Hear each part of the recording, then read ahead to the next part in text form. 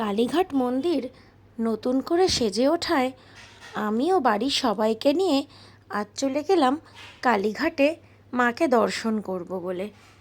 সকাল সকাল বাড়ি থেকে বেরিয়ে 11টা নাগাদ পৌঁছালাম কালীঘাট মন্দিরে।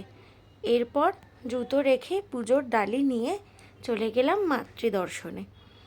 মন্দিরে বেশ ভিড় ছিল, তার সাথে ছিল প্রচণ্ড গরম। এরপর আমরা আস্তে আস্তে মায়ের মন্দিরের দিকে গেলাম।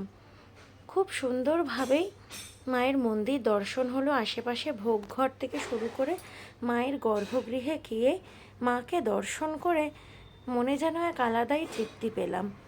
দর্শনের পর যখন পেছন দিক দিয়ে বেরিয়ে এলাম, বাইরেটা এত সুন্দর সাজানো হয়েছে তা দেখে মন ভরে গেল। সন্ধেবেলায় এলে আলোর কাজ আরও সুন্দরভাবে দেখা যেত। চারিদিকে প্রচুর ছোট ছোট দোকান করা, সেই সব দোকানপাট দেখতে দেখতে আর রাধাকৃষ্ণর মন্দির, শিবের মন্দির সবই দর্শন করে আমরা মন্দির থেকে বেরিয়ে এলাম বাড়ির পথে।